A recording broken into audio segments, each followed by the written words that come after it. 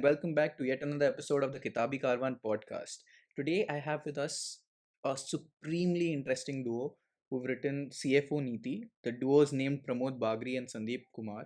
And CFO Niti is a very interesting and exciting book where the lives of six top CFOs in India is documented in a manner which is supremely easy to digest and to mentor anyone who wishes to achieve, or in fact, for that matter, learn anything about how the post of a CFO works and the kind of capacity, power, willpower, courage, and sheer experience that post derives, and the kind of stories the top six CFOs of India have gone through.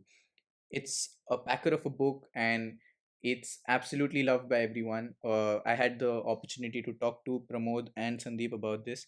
So, without giving too much away, let's jump right into the interview. Hello, Pramod. Hello, Sandeep. Welcome to the Kitabi Karwan podcast. It's absolutely a joy to have you on the podcast. I finished reading your book a few days back, and uh, as my listeners know, as a profession, I am into the finance field. So I was particularly taken away by this book. It has some really interesting lessons, and I would really want to delve into your heads to find out what got you into this idea of writing this book up.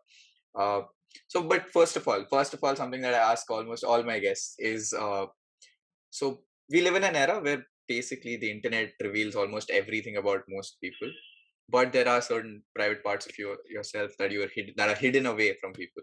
So, and that's something that helps people connect a little bit more with their authors, right? So I would like both of you to tell me one thing each that maybe you can tell. We won't find out from the blurb of your book or by just doing a quick internet search. Something maybe about what you read, or maybe how do you write, or any of your hobbies, something along those lines. Yeah, maybe I'll go there, Siddharth. And it's actually quite a deep question if I think, because there is always an online persona, and then there is a persona you have to yourself, which is known to people who are quite close with you, right? And then what I believe is there is also a persona that you discover as you go through life, right? The way it goes, the things that you don't know about yourself as well, right? And as you would have guessed, one of the things that people close to me know about me is I'm having a philosophical bent of mind, quite uncanny of a finance guy to have, and I love creativity quite a bit, right? So I really believe that life is all about experiences, and the next best thing is if you can actually have inspiration through lived experiences, you can have inspiration through books, movies. So I take inspiration from everywhere and everything around, right? I mean, that's one thing maybe that would reflect in everything I do. Right. Thank you, Pramod. I'm going to come back to something you said, particularly in the next couple of questions, but I would like to hear from Sandeep now on this.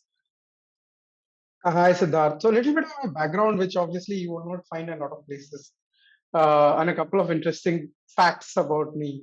I come from, much like most of our CFOs, come from a very humble middle class background from a sleepy small town called Bokaro in Jharkhand.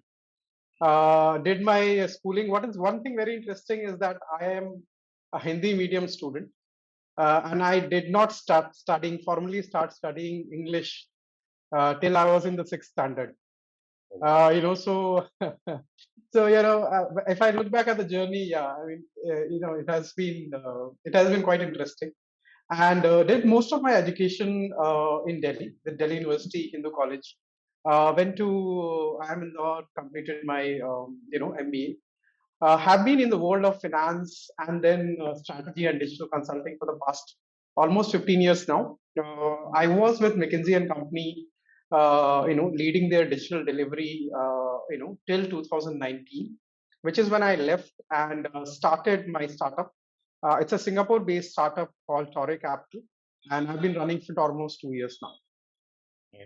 Wow, that's quite a journey. And like again, so this is what I wanted to come back to when Pramod mentioned it, that that he has a philosophical bent of mind, but that's not something that you expect from people in finance, right? Just to give the two of you a quick background on what I do. Like, I am a lawyer by training, right? And I'm not practicing law. And till 12th grade I was doing science, right? So on I think that is one like myth buster which your book also worked as, I think, and I absolutely loved it, right? I mean, you read about everyone's stories. right, I'm bad with names, but when I was reading the story of CFO of Tata Steel, right, yeah, he spoke about how he just took a friend's advice that to pursue CA, and that's how he ended up pursuing that. And like, this is such a huge myth in the world of finance that you have to be someone who's has this very calculative number crunching mind, and that's the only person who'll succeed in finance. Like, I find so many success stories of people who just stumble into the world somehow, or like for that matter are not supremely inclined in that zone. And I think in your book does an absolutely fantastic job of doing it. So just focusing on your book now, I remember reading the introduction, and distinctly remember reading that you guys had a conversation about how CFOs don't get the highlight that they need. You did that Google search and you looked up CEOs and other CXO level positions. But was there anything else that drove you guys towards this particular book? I mean, uh, like, where did this idea germinate from, that you would want to talk to some of the best CFOs or the top few CFOs in the country and get an idea of how they're going about their things and what life lessons can be drawn? Uh, I'll start. Siddharth, one of the reasons why we wrote this book is because we have Pramod more than I have actually worked in the field of finance and with finance professionals, including a large number of CFOs for a long, Right. long time. So I used to work in the what you call as big financial institutions group practice. And Pramod has been, in finance transformation, business transformation for a long time. And we have personally worked with a large number of CFOs. And the reason why we wrote this book is people do need to understand, and there was a perception, I would say, let's say pre 2000, right, or pre 2010, that CFOs are basically bean counters, they are controllerships, they are gatekeepers, right?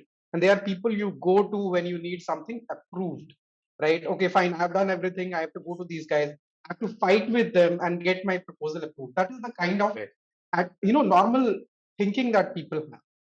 And what we have seen in our journey working with CFOs, and you will see in the book also, right? That is no longer the case. The controllership, the reporting function is a very, very small and automated portion Right. of the overall CFO function now. And that's where we thought that why don't we, there's a large number of students, finance professionals, even CXOs, right? People who are running companies want to understand how do I build a customer ready, a future ready finance function. That's where I said, how do we do this? The way we do this is find those people who have undergone this transformation successfully, right, over the past 20, 25 years, who have adapted and who now know what the CFO function is and is likely to be in the next 10 years. Talk to them, bring that story back in its pristine, unedited format to our users, and then let them learn from these people firsthand.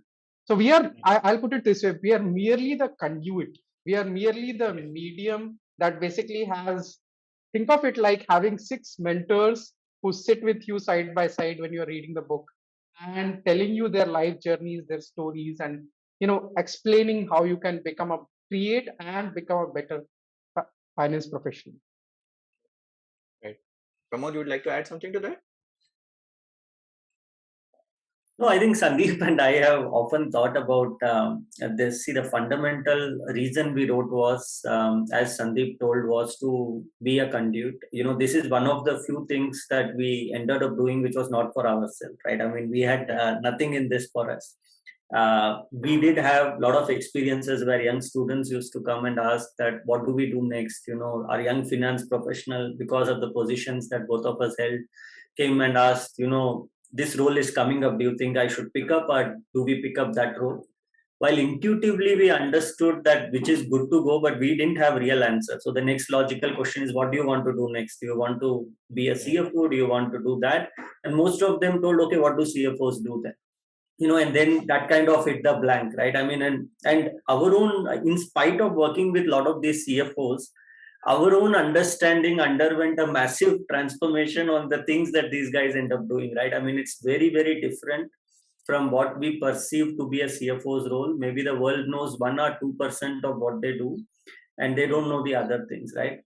So it's pretty much about that excitement. In fact, Sandeep and I underwent massive personal and professional transformation as we, went through this, and it is covered in something called as extra shots within the book, Yes. where we talk about what stuck with us, and how did we start applying many of these inspirations to real life. And it comes back to what I talked about: the lived experiences are the next best teacher to experience itself. Yeah. And that's a very interesting takeaway. Like I think I'll be taking from this conversation personally about the lived experiences. But I'm curious at this point of time, and I have to ask that what made you choose this format, right? I mean, this is like the idea of the book is fascinating in itself, and it absolutely took me by its grip. But at one point in time, I did find myself wondering, why not a podcast or a blog or maybe a documentary of sorts? Like, what made you good for a writing format rather than like any other narrative format? As much as I love reading, I mean, huge fan of reading, as it's evident. But like for once, I thought that maybe this could have had a different experience in this, particularly because given the kind of audience that you're trying to reach out to, right? I mean, you spoke about how there is younger students who probably might not be readers, right? I mean, unfortunately, we live today, not a lot of younger people read as much as they ought to, or for that matter, people who are on the fly, you just need quicker bites to digest, something along those lines. I know that was just a thought that crossed my head. Like, what made you guys choose this format? Maybe I'll go first here, and Sandeep, I'm Yeah, sure, may have a different reason. But right. see, yeah, the first thing that struck us was reading, because both of us are avid readers, right? I mean, we love physical books. Even the Right. digital part of it, the smell of the book is something that really makes me click, actually. And see, the one thing is, what we are seeing is this book finding a lot of uptick in Kindle, which is also interesting. But personally, I like the physical copies a lot more, right? So we never thought this to be only a podcast. Not that we are not having that, right? I mean, we are having this now. We are going to have many things later, and we had many other conversations with CFOs online, which is available online, right? But one thing which I would like to point out is the book is a very distilled way. At the same time, it is also like a mentor sitting by the side, right? So many times, what happens, the way we recorded this is, we did in fact, a audio recording, which then had few hundred hours of recording. Then we transcribed that into 2000 plus pages. It was not that we sent out the questions and it came. It was not that. It's like a Yes. conversation we are having. It was very intentional. From there, we went there into transcribing. That was around 2000 plus pages. We summarized it to close to, I think, Sandeep, if I recollect, 550, 600 pages. And then we got a feedback that anything above 300, 350 doesn't really hold the attention. That's when we further distill, right? So what we have now is a very distilled form of what you can read, and at a very personal level. And this is what I think, right? Book is a place where you can really have a very good conversation, right? I mean, when you are having a conversation with your book, right, you can pick what you want, you can leave what you don't like, and book would not mind that, right? I mean, that's my own personal journey and feeling. And this is like a mentor sitting by the side. He's saying you a lot of things, which you can hear in a voice that you love to hear. You can pick up things that you want to pick up, you can leave out things that you want to leave out, and what you are left with is something that really directly applies to your life. I mean, that's the way I look at it, Siddharth. The next best option was a movie, but that was a bit far out for this. That's something I would really love to see. A movie on CFOs. That'll be fun. The only thing I'll add, Siddharth, is I'll put it very simply, right? Maybe it was Right. also a bit of an oversight on our part. Maybe we should have done it in a multimodal method. I've got employees and interns in my company who are like 21, 22, 25 years old. And as you just mentioned, they are like, YouTube hai kya? Right? So they're like, do you have something which I can watch in 10, 15 minutes and, get on? I know the attention spans of the medias have changed significantly. And hopefully, when we do our next book on this or any other topic, we will try and make sure that there's a multimedia. When I say multimedia, not only a book, but also, podcasts or videos that we go along with. We have done, follow up conversations and put them on cfoniti.com. But still, yeah, I absolutely agree with you that a book is our preferred method, but going forward, we'll make sure that to make it more inclusive to students and the younger generation, we have things like Clubhouse and YouTube coming in as well. Yeah. Right. No, as much I absolutely love, like, I mean, my preferred mode of getting information is books. Like, I mean, I'm quite sold on what Pramod said. Like, I'm exactly like that. I love the smell of a physical book much more than anything else. But it's just the sad truth of how things are working these days. But I think maybe your book can actually also, the way I would like to see it is that there would be people who actually want to read exclusively about CFOs, and they're like, this is the only place where I can get it. So maybe you gave birth to another reader. Who knows? That's Yeah. actually a possible good takeaway you can have on this entire thing. But something that I really caught on to was the fact that you guys are avid readers. Tell me a bit more about that. What have you guys have been reading since childhood, or was this just something that came with a job, or something that you had to start reading a lot more because of finance, or was this something just as a So hobby that you've always been doing? I'll tell you, right? And this is again very interesting. I don't And, share this normally with not a lot of people know. Maybe my wife and my family does. So I told you I'm a Hindi medium guy, right? I shifted right. and started formally studying English in the sixth standard, and you will not believe. And it was, Right. I think, it was just the love of the language or books. By eighth standard, when my peers were just studying the textbooks, I was reading War and Peace and Fyodor Dostoevsky, Thomas Hardy, and I don't know how it happened. The transformation was extremely rapid. But trying to read and imbibe readers like Ayn Rand and 1400-page books, Right. Lord of the Rings, for example, right? So I mean, I would say I'm just thankful, right? It is nothing but an inclination, and people just pick it up. But yes, from a very early, very very early age, liked reading books. On an average, would read. Now it has actually gone down, unfortunately, but on an average, would read 5 to 6 books a month. I have a large set of books, and my wife keeps on threatening to throw it out every time we have to move houses. It's yes, so it's just have loved books, reading books, and no specific genre. Honestly speaking, less business books and more normal books, that I've been reading. Pramod? No, for me, books are basically my medium to de-stress, to acquire knowledge. I read book as a medium of lot of inspiration, right? So my current book would be something like an almanac of Naval Ravikant, right? I mean, absolutely love it. Things like Grit, Shoe Dog, things like Man's Search for Meaning. So me and Sandeep complement each other quite well. So you would see we are mutually exclusive in reading habits. Yeah. So what I really believe and feel is that when you start reading a lot of these books, the best thing comes if you can reread it. So there are many books I would have read like 3 times, 4 times. Things like 4 Hour Work Week by Tim Ferriss. I absolutely love it. I would have reread them multiple times over and over, and there is always something new that comes up. I try to apply a lot of their knowledge in real life and see. I have read my share of the fiction ones as well. So the Jeffrey Archers of the world, and what I love to do there was he kind of takes you through the world. So for me, a book is a opportunity for you to experience a different world. Now that can be fiction, non-fiction, and I just love being in that different world for a while, right? I mean, that's how I look at books. So when I read Almanac of Naval Ravikant, I actually think as if he's right out there and he's trying to say a lot of things about life, wealth, happiness, and it kind of what resonates with me, I note it down, and what doesn't, I just disagree and allow it to go that way, right? I mean, that's how I kind of read a lot of that. Yeah, no, that's very beautifully put. Because I mean, right now I was just thinking back to how I was how I experienced your book.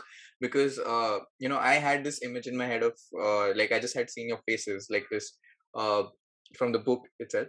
So the image in my head was you sitting with like the CFO, because obviously I have not seen their offices or anything, but in my head there was just a conversation on this. There's this conference room, and it just there are gray carpets and there's a white table. I know, like that imagination that turns up in your book. So I actually read your book as if I'm watching a conversation, right? Like I'm reading it and there's a conversation happening in my mind, and it's fascinating that both of you, like been avid readers and have read across the spectrum, because that actually makes me the next question a very interesting one.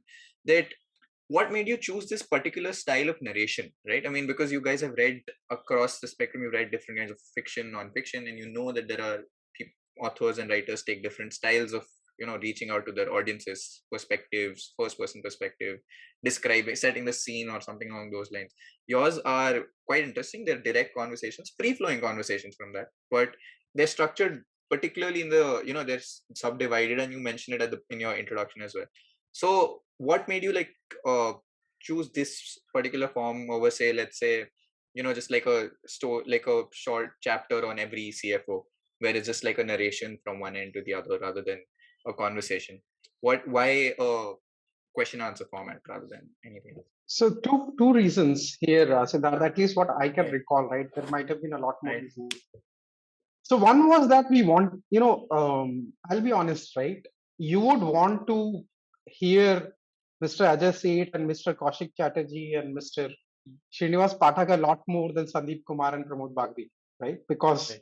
Because of obvious reasons, right? So what we wanted to do was, as I told you, right, we want to kind of bring you those stories, fade in the background, and then let the CFO come out, let their personality, and one thing that is very important, you are also an avid reader, is basically what you call as the tone or the voice of the author, right? This voice could not have been Sandeep Kumar or should not have been Sandeep Kumar or Pramod Bagri.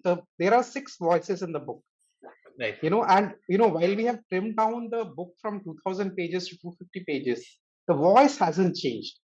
Right. So there is in fact there are certain informal phrases and paragraphs that we have kept because we wanted you to think and know that you are actually talking to the CFO. And Right. that's why we thought that having an interview format where it is 90% the CFO, 90% his journey, 90% learning, and 10% the authors would be better than the authors. But the moment you interpret someone, and about communication and communication gap, right? The moment you Right. interpret someone, there is a Right. strong chance that there will be loss in communication. The second reason, and this was a mistake on our part, is we thought it will be easy to do it. We thought that we'll capture their interviews, transcribe them, Right. and then we'll publish the book Okay. in a year. We really didn't know that it will take so much effort to basically get it done. And by the way, I just wanted to tell you, right, about the CFOs. We asked them each for 90 to 120 minutes when we started, and we said, this is all, that's all you have to do, and we'll take care of the rest. The Right. fact is that we ended up combined taking more than 200 hours, so made more than like 20-30 hours of each CFO, sometimes on Saturdays, on Sundays, Yeah. because it was just so much work. So, we thought Yeah. it will be easy. It just was so much work. But I mean, at the end of the day, we are happy that at least we were able to preserve their voice, preserve their life journeys. Right. That's quite an interesting outtakes, particularly the second one, because I remember reading in the book where you mentioned it, you ended up taking a lot more time, and it was really kind of them to actually give you that much time in the first place. I mean, that was supremely interesting. But I kind of agree, like the voice and tone bit about how there are 6 different voices, and I think that I mean, kudos on the uh, narration choice that you guys picked up, because I think it stood out really well for the reader, right? I think I was able to have, and even your questions for that matter, because I think they were really well chosen. It did not, uh, I mean, you did cut it down from 2,000 words to 250 pages, or 2,000 pages to 250 pages. The conversation appeared very free flowing. At no point of time I thought, okay, this was a very abrupt change from what he's talking about. It actually just goes from one question to the other. But let's bring the focus back to you guys. Okay, so my the next question is, because now that I know that you guys are avid readers and you've written a lot as well, and are genuinely, as Pramod also has a very philosophical bent of mind, this question actually becomes a lot more important. So you know how I'm not going to ask you for your favorite books. I mean, I don't think any reader would ever be able to, like, I don't know, narrow down books that they call their favorites. But I think all readers have books that have impacted them a lot, right? I mean, change their perspective on things, or just given them a whole new way of looking at this. Like, I mean, you guys spoke about how the interview process in itself was something that changed your professional outlook. So maybe you could tell me a couple of books each which actually have influenced you over the years, like has genuinely changed. It might be personal, professional, or in any other way whatsoever, that has changed the way you think or the way you look at the world or something along those lines. So if you look at, first of all, Siddharth, I think you touched upon a point that it was nice of the CFOs to give that time, and that's very very true, And we were actually taken aback with their sense of giving every time. I mean, they really live by give before you receive. Never ever. Once they knew that the larger purpose is for others to get benefit out of it. I mean, they always gave us time. I mean, that was fantastic. That was there. Of course, apart from CFO Niti, where we had the chance to, pen this and hence had more personal transformation, which is detailed out. There are quite a few books, actually, a number of them, and I'm just trying to distill the things. See, one thing that struck me quite a bit was the book Man's Search for Meaning. I mean, it's a very simple, easy read, but where there is a very profound statement which says that if you know the why, then you can manage anyhow, right? I mean, that stuck with me, which actually said that once you know, it's not about, many people feel that it's about the ease at which we conduct our life. It is about having a peaceful life. It is about many other comforts that you can get to yourself, but that's not the case, right? I mean, you will find a lot of these people who have all of this and still, you don't get them having that kind of contentment that you may want to have, right? I mean, if you know the why, and that why may be through a very difficult journey, then you would be able to manage anyhow and really find that at the end of the tunnel, right? I mean, that book is a pure gem that I would strongly recommend for many of them to know, right? Of course, then there are many other books, but maybe from my current reading, I'm absolutely loving, and I have told this before about the Almanac of Naval Ravi. Absolutely a gem. And one thing that stuck with me is don't take yourself too seriously. You are another monkey with a plan, right? I mean, that's something quite beautiful and a very simple way to do that. And there are many such gems. Of course, my all-time favorite remains the 4-Hour Work Week, which is a master book that changes the way you conduct your life. You can end up doing so many other things just by making sure that you kind of have the freedom to do what you want if you kind of conduct your life in a particular way. It's never going to be a 4-hour work week, but the word work is there important, because if you can make your work as your playground and vice versa, then you can just get things done, right? So there are many more, but yeah, maybe these are top of my mind right now. That's quite interesting. Sandeep, what about you? So, I am not, I'll be honest, right? I'm a lot more practical in life, not very philosophical. And the books that I read, are very, very different. I strongly and very actively avoid business books. Try and read as few of them. I try and read books which basically, are fiction, but different kind of fiction. They're not really Jeffrey Archer and like that. But I'll give you a few examples, right? And maybe that will bring it to life. So, a book that I keep on going back and rereading once in a year maybe is a book called The Book Thief by Robert Zusak. I don't know if you have read that. So that Yes. it's basically on the Holocaust and atrocities, and written by an Australian author. It basically, it's a book that writes. It's written by death. Actually, it's written from the viewpoint of death, and it just brings to light a lot of things that are not really that important in life, right? And I love reading that book. I'll give you another example, and I like to read a lot of fiction. I mean, Sherlock Holmes is one of my, you know, most favorite ever. I've literally read anything and everything that has been written by Arthur Conan Doyle. So a few of those. So I read very old books, like books written in 17th, 18th century, which you may not know. So I'll give you some counterparts right now. So one of my favorite authors right now is a person called Louise Penny. I don't know if Louise Penny. She writes a series of fiction books. It's Inspector Gamache. It's basically nothing but like Arthur Conan Doyle. And there is a statement that Inspector Gamache makes, which I like to do. So he says the four sayings that lead to wisdom are: I was wrong, I'm sorry, I don't know, and I need help.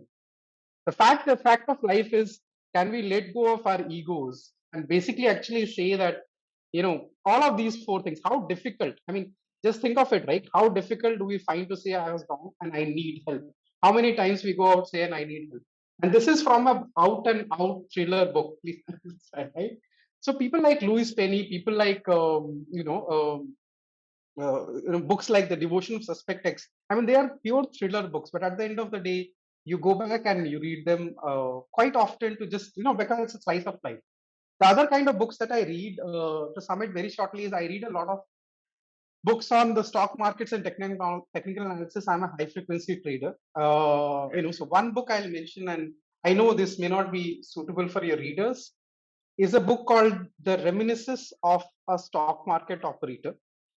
It's my number one favorite book when it comes to the stock market. It is the life and journey of one of the most prolific traders, in history, a person called Jesse Livermore. And this is a book that you read every time and you learn something and you remember that, okay, what are the mistakes that I'm making that are not letting me basically achieve the maximum returns I can. So very varied reading choice. But yeah, some of the examples of books that I like to read. Okay. Again, like it's very interesting the diverse choices you guys have, but I think something that I noticed in common, which actually came out in your book also, and I think that it's just great that your takeaways from these different kinds of books are such great things. Because I mean, when I was reading it, even though like some CFOs might not have said it, right, a lot of them actually spoke about this to the extent that not hesitating to ask for help or acknowledging that they're wrong at something, right? The letting go of these egoistical things, I think those I mean it very subtly it stood out as the more important things that they've done in life, that guided them towards becoming who they are, or like achieving the success that they have, right? But okay, I have one final question before I wrap this up for you guys. You guys have written non-fiction. Is there something, any inclination to write fiction in the future, or like is there any I don't know, CTO Niti that might come up, or a CEO Niti that is in the works? What's next from the two of you? Yeah, Pramod. No, interestingly, Siddharth, we have been now approached by few COPCOM departments to see whether few other CFOs can get covered. Now, all these CFOs we had approached directly. Of course, we are just working through the possible sequel to a CFO Niti now that is possible. One of the other ideas that came from one of the CFOs in a conversation was you should write about the marketing guys. Right, fiction is also not a bad idea. You can always have a protagonist who can speak about multiple things that goes through. It also takes the pressure off who is talking what, and it becomes far more easier to speak about.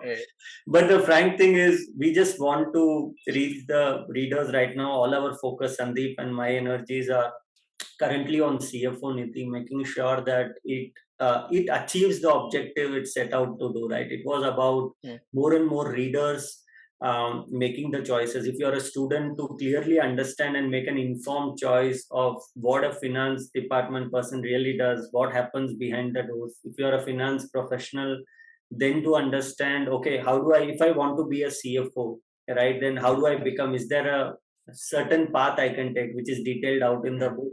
And if you're a non-finance guy, and which was very surprising to us, many non-finance guy came with a feedback that we could really relate now to why that finance person told us the way he told. Right? I mean, we never understood that part of the finance person. So if there was a finance stakeholder you deal with, and everybody deals with a finance stakeholder, right? Because you go for budget approvals, you procure, and you need to sell something to the CFO. It's always that it's good to know that part of the world a little bit also.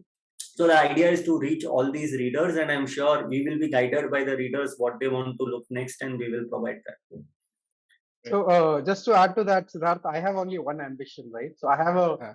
11-year-old daughter, and Right. she basically her route is that you do boring things in finance, and you now have written a boring book on finance. Okay, so so my ambition in life is to write a book that she doesn't find boring. And I think that will be quite difficult to achieve the kind of work we do. But yeah, on a lighter note, yeah.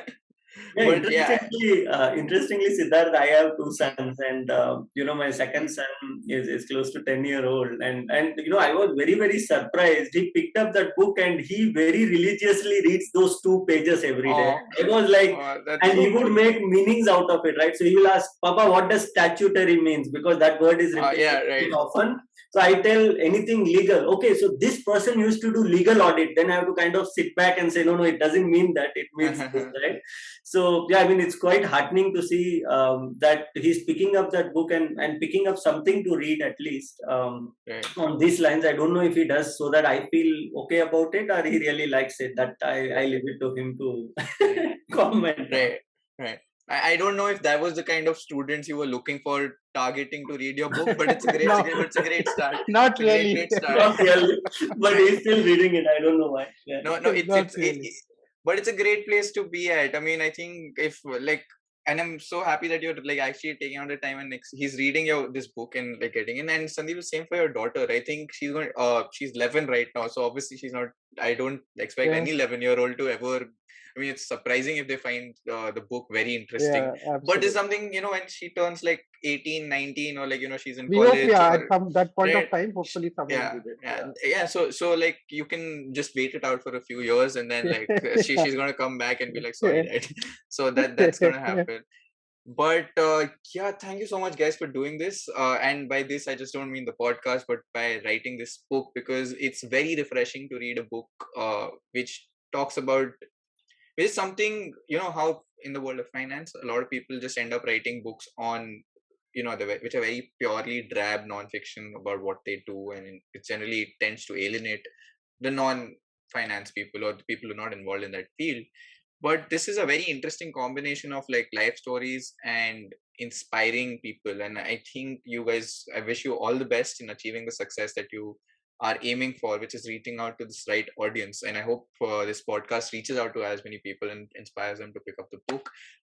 Everyone, CFO Niti is available on Amazon, Flipkart, and all your other bookstores, and you can reach out in the links that we've mentioned here, and you can get the book. Thank you, Pramod and Sandeep, for joining in. This was absolutely fun. Thank you so much. Thanks, and Siddharth, for having us here, and thanks to the viewers for watching us. Thank you so Thank much. you so much. Thanks, Siddharth. Thank you for your time. Thanks, everybody. Right. Bye. Thank you. Bye. Thank you for tuning into this episode. If you like this episode, remember to share and subscribe across podcasting platforms and on YouTube. We are also on Instagram, where we put up some really interesting bookish content and have live conversations with different bibliophiles, authors, translators, etc. You'd love it. Check us out at @Kitabi Karwan. Thank you so much.